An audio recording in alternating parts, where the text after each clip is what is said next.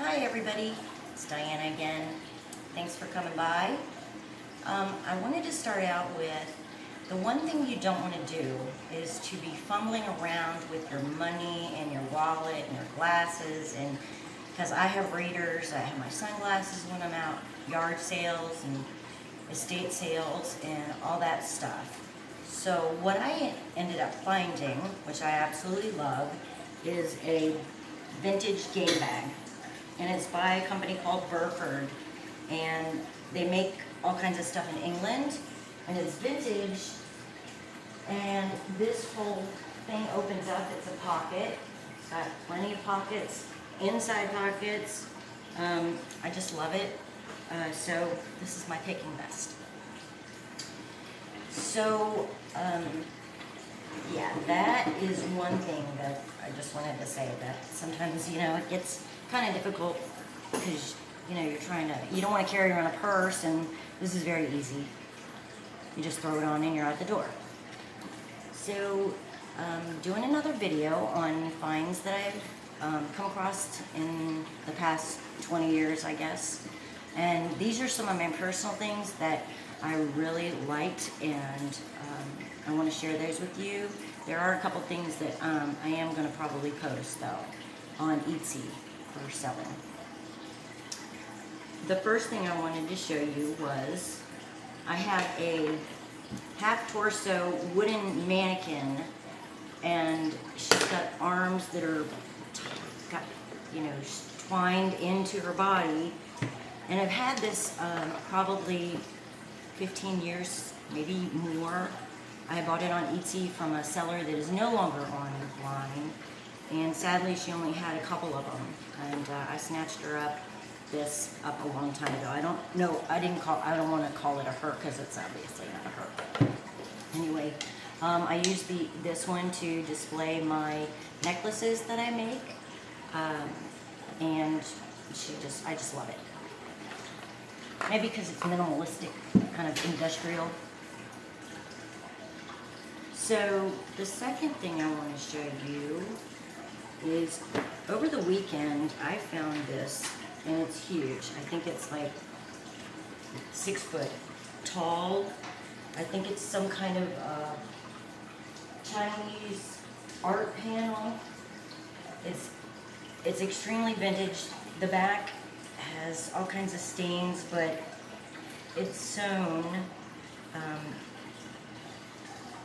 The fabric is, it's a lot of needlework, a lot of needlepoint, embroidery, and it depicts bats and phoenixes, and some of the threading in it is metal.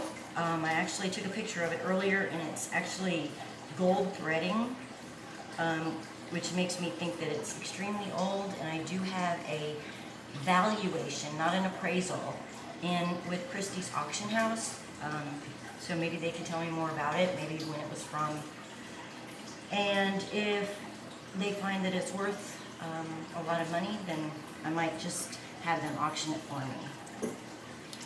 And it's just gorgeous. I can't even describe it. I just know it's very, very large. And actually it was kind of fascinating because yellow was only worn by the emperor and some of the guards back when, in like the Ming and the Han and the Qing dynasties, and royalty was only allowed to wear that. So that's my other interesting thing. The next thing I have, it is a bust that I got. This was actually at a thrift store, and the only sign I can find on it is called Artcraft Company, number 1755. I haven't seen anything like it. I have tried to look it up online, what Artcraft was. I got it for a very good price, and this is one of my personal things. She sits in my bathroom above my garden tub, so yeah. Like I said, I can't find anything like her, but she's very, very pretty, and faded, kind of old English looking. The next couple of things I am going to list. This is a set of Anchor Hocking sherbet ice cream cups, and it's in Milano green. I will be putting these in my store. And this, very interesting find. Actually was given to me, and the person wanted to throw it away, which is unbelievable. Or I think actually donate it or something.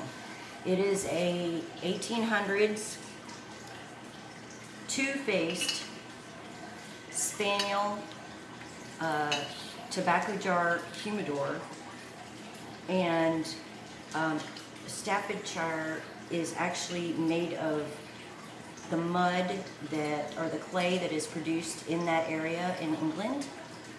So it is extremely old and worth quite a lot.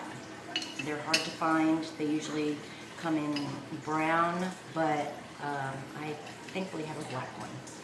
I think I found one online that was listed at $150, but I believe it might be a reproduction, because it's got things on it that show that it's definitely not new, or that it's definitely new. It's extremely shiny. Some of the paint looks spot on. This is very, faded. It's got fire marks on it. The base has nothing. It's just gorgeous. It's got a lot of crazing on it. And the brush strokes tell you also that it is authentic, because, reproductions tend to be just kind of splotchy and very thick blobs of paint and such, but this one is not like that.